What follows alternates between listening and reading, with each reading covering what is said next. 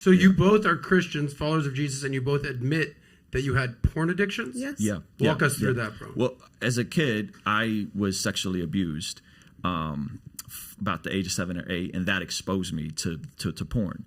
And so then as I got the internet, it was like, oh, this is the jackpot, buddy. Right? So like I got a computer to like start producing music, and I did, but then it also opened me up. I'm like, to start producing music. And so that was a stronghold over my life. Like that was an addiction for a while, and I carried some of that. What do you consider a porn addiction? What does that mean? When you don't want to do something, but you do it anyway. Mm-hmm. When I go, I feel convicted. I know this doesn't help. This doesn't help how I view women. Mm-hmm. This doesn't help how I view my own sexuality. This doesn't help anything. This causes shame, and I can't control it. Mm-hmm. I think when you can't control something, it's an addiction, Mm-hmm. right? When you it controls you. it right? controls you, control it. and that's definitely what it was. And so then, getting married, and my wife was, she didn't have a bunch of sexual partners, and so like then taking that into marriage. So definitely, so I'm speaking as someone as on the other side of being freed from this. Mm-hmm. The majority of men I'm dealing with,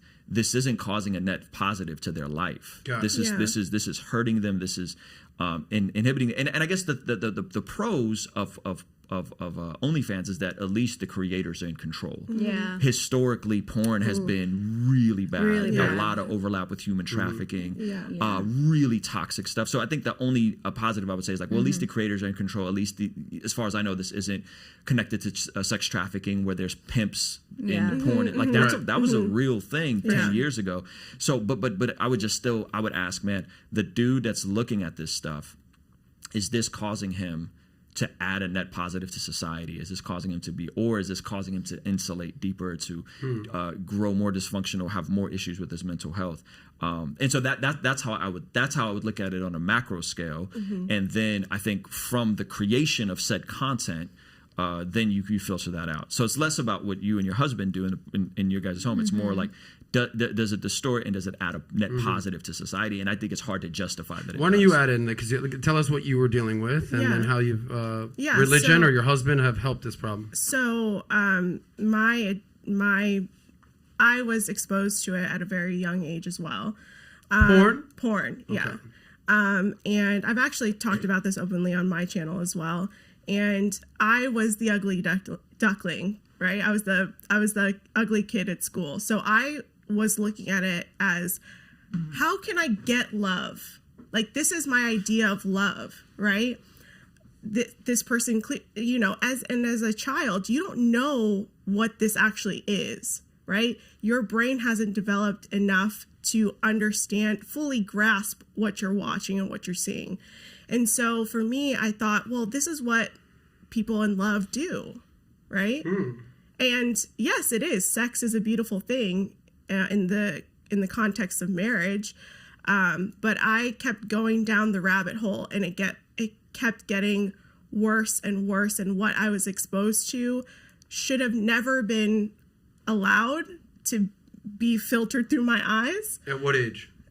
Like 13, 14. Wow. Yeah. And when you say getting worse and worse and worse, what was getting worse? I was seeking out more and more perverse pornography. And this happens, right? The dopamine hit, it hits you, and then that's like, okay, that was good for a short period of time. Now I got to re-up, right? It's just like a substance abuse. The more you get exposed to it, the more that you want to get more, and that's not fulfilling your needs anymore. So what is going to fulfill those needs? And so, I got counseling. I had to really restructure my brain and understand, like, one, I have responsibility in this, but at the same time, it's like, okay, let's rework how relationships actually are.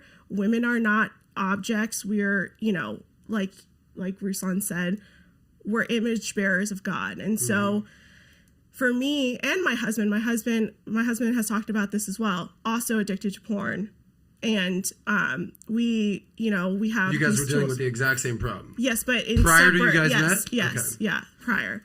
And so there's tools and resources out there for people like Covenant Eyes, but you know, it's really hard, and you have to really come to terms with it. It's like this happening in my room as a child, isolating myself, and this happens to women too. It's not just men.